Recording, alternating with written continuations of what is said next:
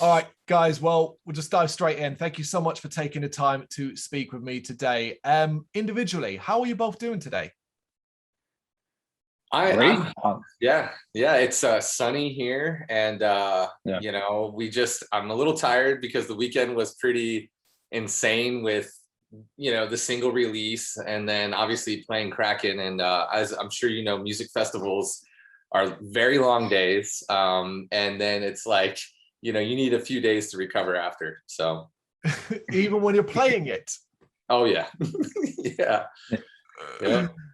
I love that it's sunny there because it's like pitch dark here, very, very cold in England, very, very miserable, as you would expect when, you hear England, cold and miserable. It's funny though, guys, it seems as though the dev never really got started before we hit, the global pandemic, shut down most of the world for the past 2 years. Individually, how have you both personally been holding up over the past 2 years? Oh, I mean, pretty well. I mean, it's one of those things. I mean, I know here in Florida, it was kind of a different world. We had, I think we only shut down for what, 2 weeks, was it, Ryan? Something like that. Yeah, Like it was very completely. long. Yeah. Yeah, and then everything just opened back up, and I mean, of course, there were some restrictions and everything, but for the most part, it was kind of life as normal here. So I mean, we were still able to rehearse and do all of that and write and everything. So Yeah, I think if we had been in a different situation as far as like the state or geographically speaking where we were, we may have gone through a little bit more hardship. Because at first when you think to yourself, oh, locked in, like you don't really have to go anywhere or do anything, and you can just kind of stay home.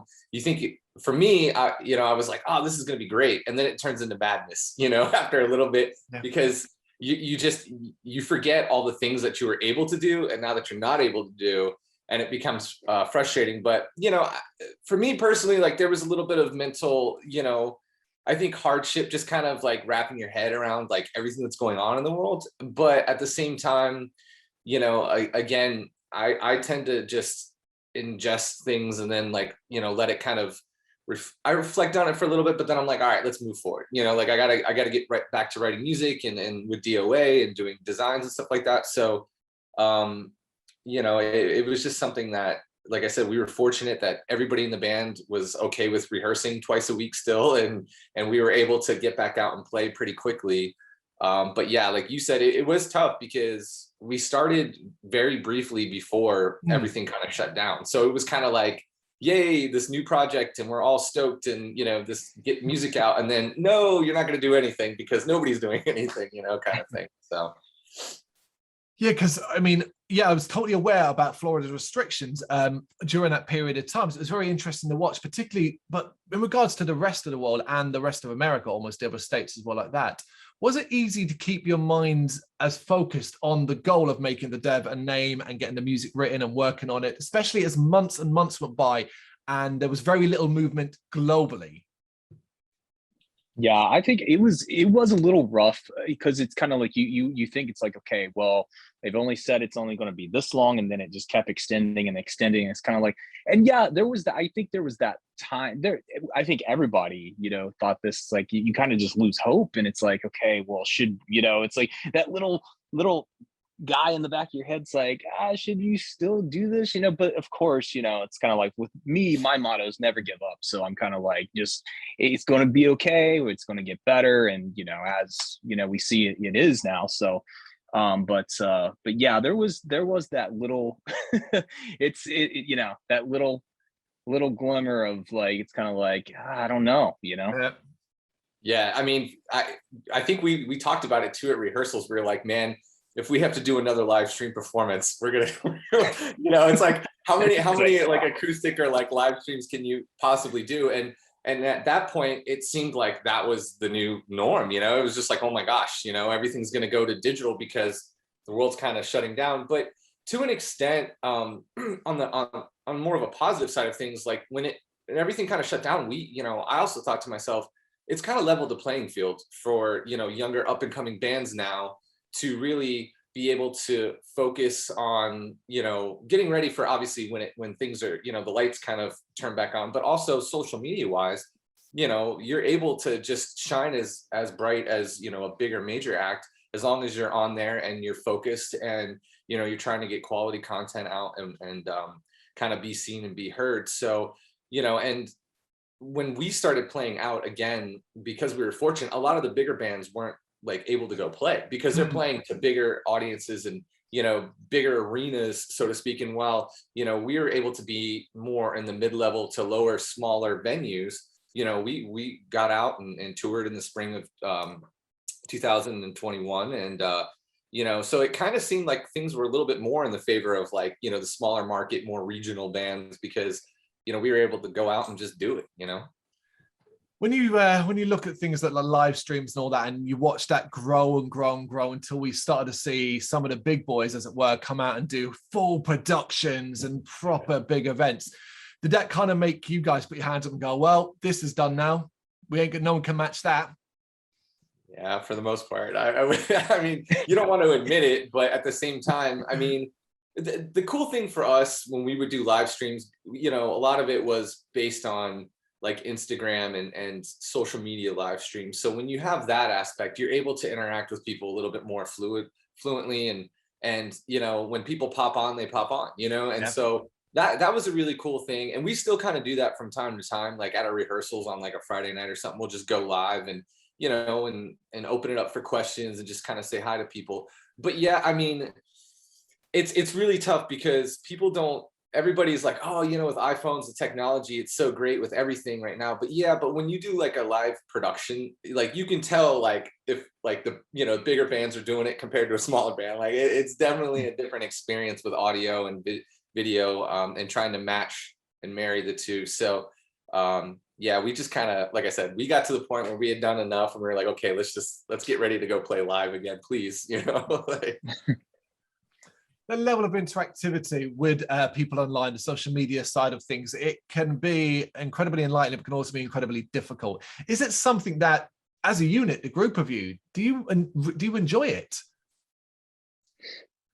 Yeah, I mean, for the most part, I think so. I don't know. Ryan, I just let you kind of answer too on that. so, But yeah, I mean, I enjoy the communication. I definitely, I think there's always a fun, you know, part to bands of like a little bit of mystique, you know, where you're not always available, but you are, you know, so like people can kind of know a little bit about you and you get on there and interact because, you know, the world we live in is a lot different than it was 20 years ago in the music industry, you know, where you had to read a magazine or you know, you couldn't really like access, you know, your favorite star or, you know, guitar player or whatever. And now because things are so open and available, I mean, you have to play into that a little bit, but I also feel like when, you know, if you're there every day, like if I'm online every day live on my, you know, the band's Instagram, eventually no one's going to care. They're just going to be like, oh, Ryan's here again. And what is he talking about? And, you know, nobody cares what you ate for breakfast today. But, you know, it's finding that happy medium, but it's also understanding, you know, your brand and your fan base, you know, and some bands are very, you know, interactive and get on there, but that's part of their brand. And, you know, and some bands kind of never get on there, you know, but for us, I think it's just a matter of, you know, being there and being accessible, but also kind of like pulling back and, you know, and not showing everything behind the curtain, so to speak. And you think that matches up to what your fan base kind of wants, in the sense that they want to know you, but they also want to have a mystery that surrounds you? I think so. Definitely from a lot of the people we've met on these couple runs we've done recently. I think so. And especially at Kraken Fest, some of the people we met, those types of people really seem to gravitate towards us. And it's kind of like I guess those old school fans almost. Yeah, it's kind of like that. Yeah, they want that mystery. They want to see, I guess, the character who we are, you know, and on stage, you know, and it's kind of like, you know, it's like I really don't think they want to see all that behind the scenes stuff, but maybe they do. I don't know, but yeah. The festival, so the performance went down very well. You got talking to a lot of people. Yeah, I mean, it went as well as you could say playing and at 2 o'clock in the afternoon, you know, on a hot sunny day. But you know, yeah, for a musician to get up at like 8 o'clock in the morning to be at a show, it's kind of like, what is this, you know? Yeah.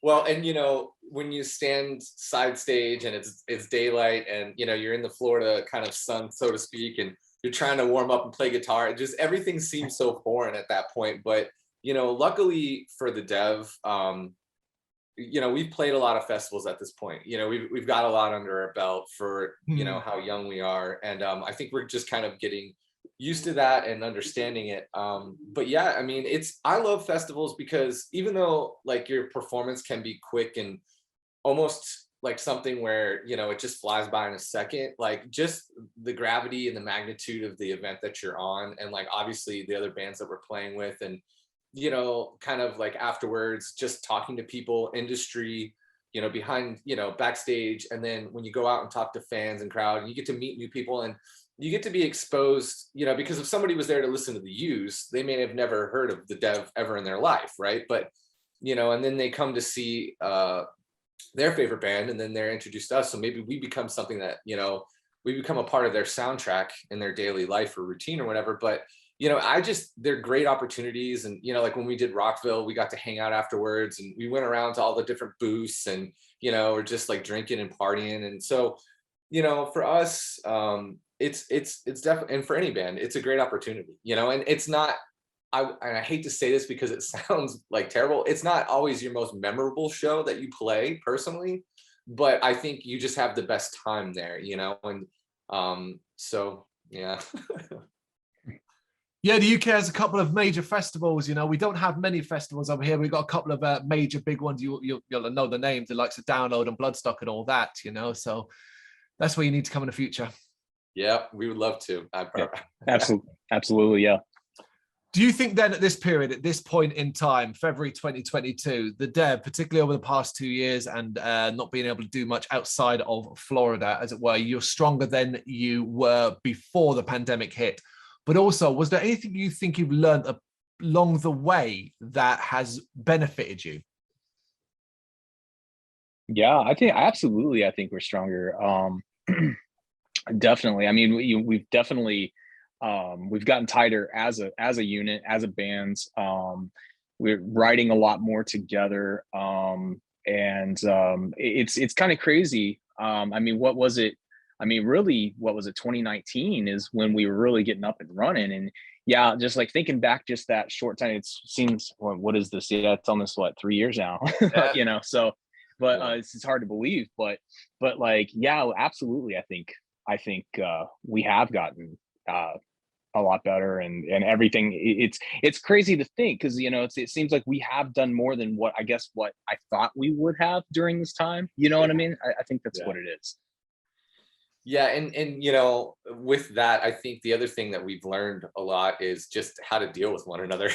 You know, I mean, because you know, we've been able to go on the road, and again, a lot of bands that we know that we're friends with, they kind of stopped rehearsing, and you know, and everybody was and still is entitled to kind of deal with the situation at hand, however they feel is necessary to make them happy and healthy, right? And that's kind of what I always say to everybody. But we didn't really want to stop and we kept focusing on just being together, writing, performing, you know, playing and just getting in our little space. Because for me, like the rehearsal space is kind of a sacred space, you know, and where I can leave everything out at the door and we get in there and we just play music, you know, just like being a kid, you know, playing music again. And so for us, I think we've really learned just about each other a lot more. And because we have done like 2 like, you know, runs, you know, tours, runs and whatnot, but you really kind of see how everyone's personality and like what pisses this person off and how this person is and, you know, and stuff like that.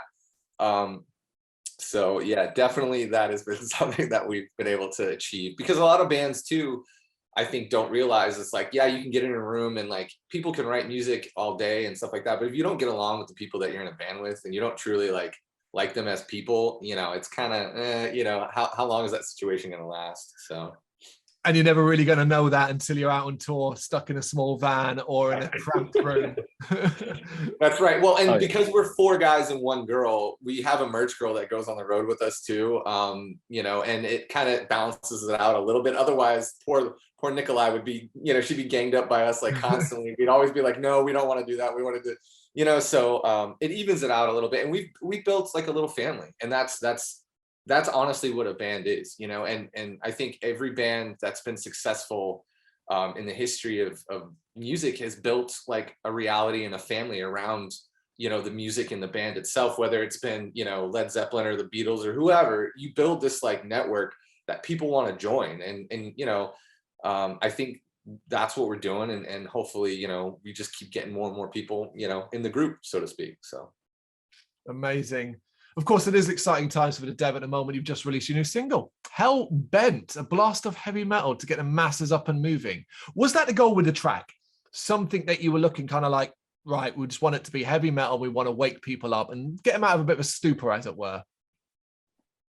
I think, sorry. I think like, I know with me, I remember we come back from the road in 2021, and I sit down like in one day and wrote like the shell of the song, like just the riff and like basically laid it out. And then I took it to everybody and said, hey, you know, and everybody liked it. And so we started working. I mean, it came together really fast, like in just a few weeks. And I think what we like, especially with me and Ryan, when we were writing together, we kind of wanted to bring back that old school like guitar thing, like the Stones and Aerosmith do, where you have like two guitars, and it's like you utilize that, you know, one guitar is doing something completely different than the other one, and then, you know, one does lead, one does rhythm, and then you alternate, and then, you know, this guy does the lead, and this guy does the, you know. So we kind of wanted to bring that back. And also, I guess, just with the lyrics themselves, it's kind of like, it's time to live again, let's get out, you know, let's rock and roll, you know. Yeah, you know, I definitely went through a process with this song, and I kind of went through different variations too. And I think, you know, like what you were saying, just kind of like metal, like get it back up. And so for me, my vibe was definitely going for more of like a Southern 80s kind of metal-ish, you know, where it's like you got that 80s power metal vibe, but a little bit of like Southern metal, and then kind of mix it all together with a message that I think all of us at that time, you know, we're just really feeling and wanting to kind of put out there is, you know, it's not the end of the world kind of vibe, you know, like there will be time to move on. And, you know, I think like what I was mentioning earlier, you know, the mindset, everybody had been so like in this like down in the dumps, negative kind of mindset, which is, you know, justifiable. But at the same time, you know, I didn't want to stay there. I don't think any of us wanted to stay there. So we just, when we got back and Barrett and Liz kind of got together and put this song together, it was like,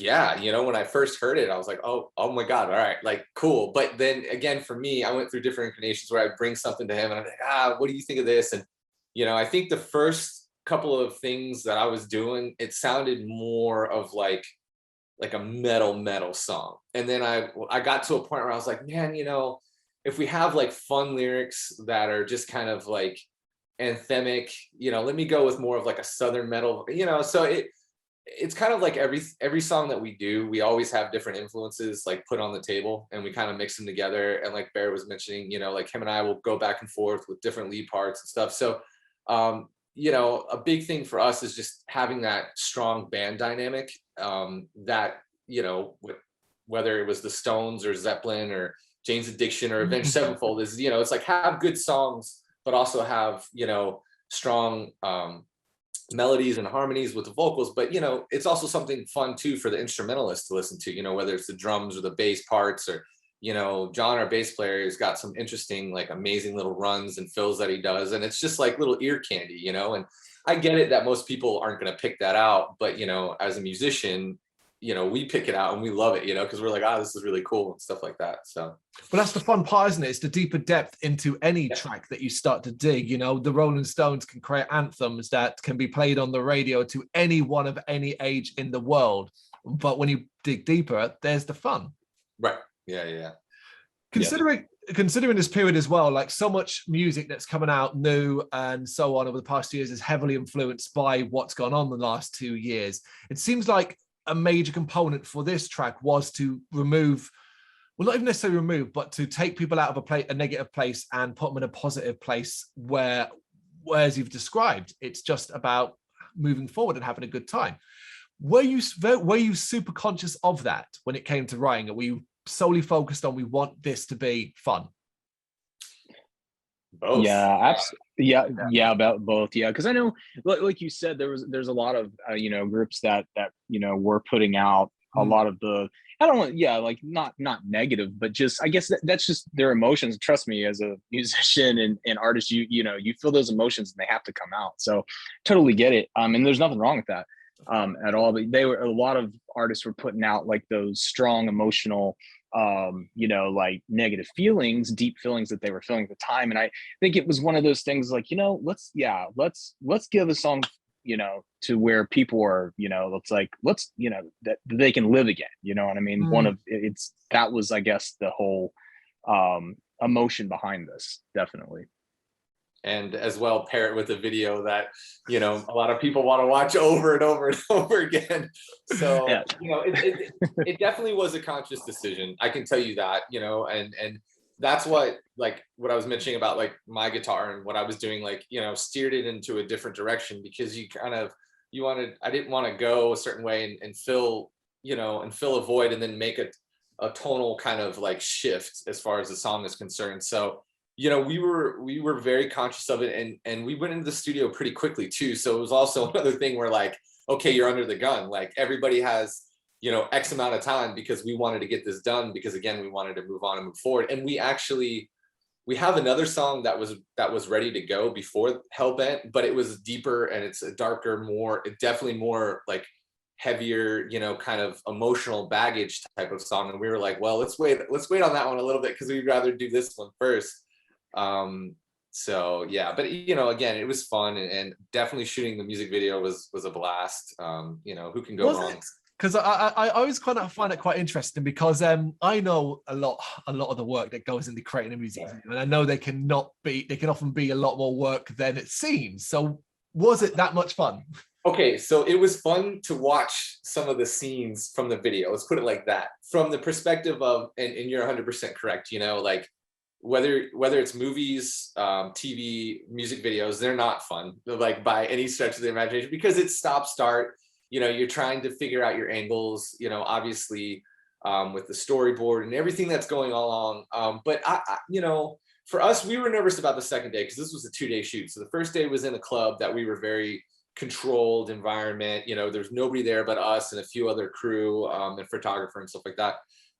So that was fine. But the second day was a nerve-wracking one, because we shot the video in August in Florida, and we wanted to do it at night so it wasn't so hot, because we didn't, we had this gothic pool party Suicide Girl vision. But then we were like, okay, well, if we have it during the day and people are getting burnt, then you have red, kind of like, it would have been a nasty mess. But also too, you have to think that Florida, it rains every day in the summer, and there's a ton of mosquitoes at night. And we got the cops called on us at night, because we were at our singer's house. So it's just, and those cops in the video, those are real. Those aren't guys in suits. We had to X out their eyes so we didn't get in trouble for that. But overall, it wasn't terrible. I've been on worse shoots, but this one, and I think it's just fun to watch it. And again, it's one of those things where I hope people watch it and just go, man, I wish I was at that pool party. And if that's the vibe that people can get, and just think about a better time or experience, or just something fun. I mean, that's, at the end of the day, that's what we're trying to do. You got to throw in the actual single cover into this mix as well. A teeth-achingly 80s looking cover. It is quite startling. It's the sort of thing I picture, and I guess this is maybe what you're going for. If I was in an old school record store and there was LPs on the shelf, I'd walk past, stop, and look again. Yeah, that's pretty much what we were going for. Yeah, Nicola came up with that. She did that entire artwork. So yeah, that was but you know, we, of course, you know, she brought to us, hey, what do you guys think? And it was like what you said, it's kind of like, that's what I thought too. I'm thinking, man, that would look good on a 12-inch vinyl. Like, you know. Yeah. And I mean, it's there is like elements of cheese in it, and it has that throwback to it. But again, from a standpoint is it's like it's memorable, you know, like you walk by it, it's gonna stand out, and it's not gonna just like kind of fall into a void. And you know, and that's the other thing too, from like a marketing and branding standpoint, is it kind of got the point across of what we were trying to portray with the video and the song. And so, you know, all of our like single, you know, which for a band that's now become your, you know, your vinyl artwork and your CD artwork, you know, is your single cover that you post everywhere. And we try to make them all a little bit, you know, different and special, and they all have a meaning, obviously, for the song. And then as well, like we tend to color code like everything. So, you know, the colors go with the single, and then that goes into social media and kind of ties into our live show as well. So, you know. Quite complex, quite detailed, a lot more thought going in than people might expect on a cursory glance. Yeah. Well, and obviously I think that's the best kind, is when you don't really think that there's all that going into it, but you just accept what's there. You know what I mean? It's like sometimes people, I'm sure people have figured it out by now, you know, that like every single is going to have a new color scheme, and then we present that live and all that. But you know, when it just seems like it works and it fits, and nothing's like completely like, whoa, what are they doing? Like, why are they doing that? You know, then that's probably a good thing. So it always seems strange to talk to artists when they've just released something, be it a single, EP, or album, to ask this next question, which is basically what's coming next? What's going on in the camp of the dev at the moment that you can talk about? Well, of course, I've got to add that part. yeah, no, I definitely more writing. And we do, like Ryan had mentioned earlier, we had a single ready to go. So that definitely I think we're what is that, Ryan? Probably looking at like fall release for that. I would say something like that, because it's a more like a darker kind of theme song. We're working on a run for June. Let's late June, early July. And another tour, hopefully be out a little bit longer this time. Just doing some more recording and putting out more music for sure. Yeah.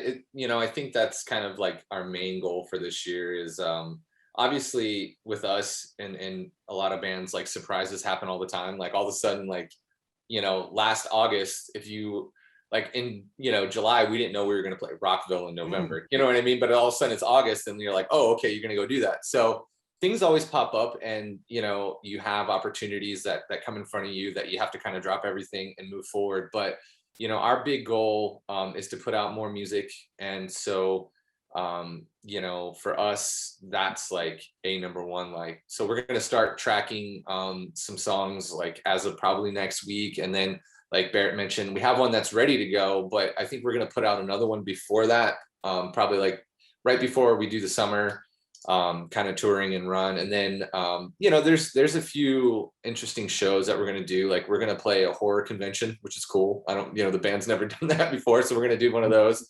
And, you know, just fun things. And then as well, like, you know, from tutorials on how to play like Hellbent to social media stuff to, you know, all different kinds of things. We're always trying to put out as much as we humanly possibly can, you know, but not, like I said earlier, not oversaturate it to the point where you're just like, oh my God, I don't want to hear any more from the dev, you know, like we're done. No, I get that. Horror convention, that's fascinating because, I mean, horror, rock, heavy metal, it's a Venn diagram. It is crossover there completely. I think so. Yeah. Talking of which then, let's have a quick mention. Tell us a little bit about DOA, Death of Absolution. Yeah, so essentially it was a company that I had started before the dev. My previous band had broke up, and I was kind of, you know, as musicians get, I was devastated, didn't know what I wanted to do, blah, blah, blah, woe was me. And I was actually drunk in line at Halloween Horror Nights here in Orlando.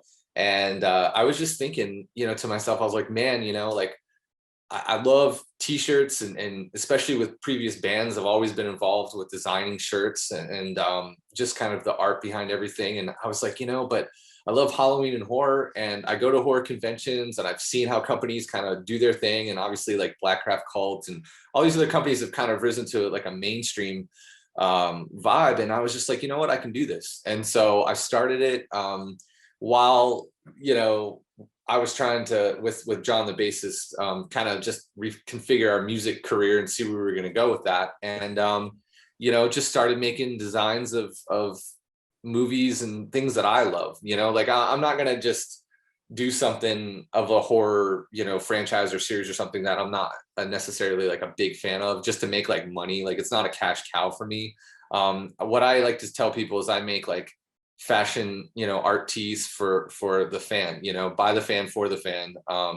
And the things that are like one of a kind, because, you have companies that are Cavity Colors, Fright Rags, like big companies that kind of, they get their licensing and they do, things that you've seen over and over and over again. But for me, I want it to be a little bit more subtle things that like you have to be a fan to kind of get. And then when I started doing horror conventions and events and stuff like that, it just started really taking off. And, so I just continue to do it. And, I create other things. It's not just like the shirts. The shirts obviously are like the big hit, but anything from soaps to creepy dolls to bears to jewelry to stickers, totes, and all that kind of thing.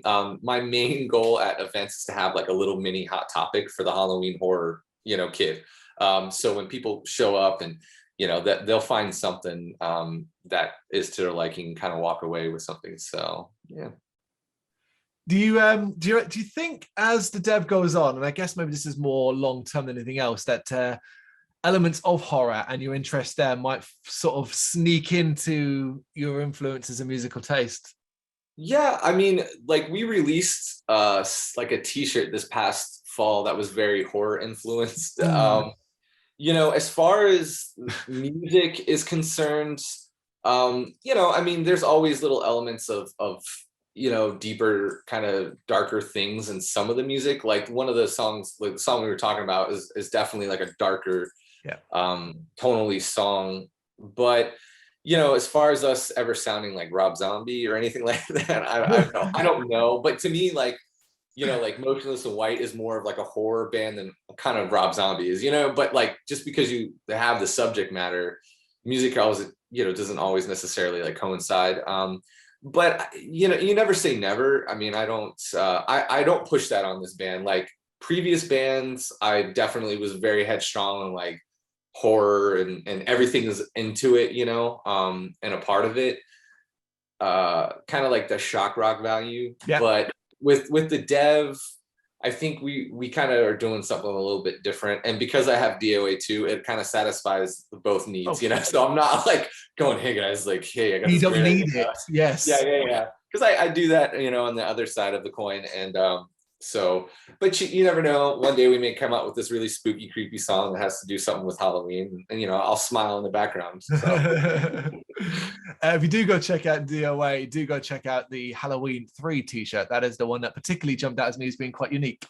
Yes, and because this year is the 40th anniversary of Halloween 3, which is my favorite, I'm doing another series that I'm working on right now, and it should be out soon. So. Awesome. All right, guys, last but not least, I'm not going to ask you about the dev's name. I think that's for people to find out, and it's fun that way. But are you aware that you will share the name with a very famous pub in London, England? Yes, we are. Yeah. You are? Okay. So because obviously when we had the name, we picked the name, we searched on Facebook to see wherever, the dev popped up. And then I think there was one band called The Dev, but they're like defunct. They're not together anymore. But then we found that I think maybe we thought it was like a music venue at first. We didn't know if it was a pub or a music venue. But then like when we saw it, we were like, oh yeah, maybe we'll get to go play there someday. You can. It does do live shows. It does do live music in there. Yeah, Devonshire Arms. It's one of my local pubs. So that will be quite interesting to see the dev inside the dev. That's amazing. We probably need to send you a shirt so that way you can actually wear it there. Take a picture, and then we'll connect the dots at some point in time. So. That's amazing. Guys, thank you so much for taking the time to do this. It's been a blast. Thank you. Appreciate it. Yeah, thank you. Thank you very much for watching. You can check us out on gbhbl.com as well as on Facebook, Instagram, Twitter, and Tumblr. Go to Patreon and help us out over there. That's patreon.com/gbhbl, as well as Big Cartel, where you can find some of our merchandise. We have a podcast running on SoundCloud and Apple Podcasts. And of course, if you like this video, do us a favour, hit the subscribe button and help the channel grow. Games, horror and heavy metal. What else is life for?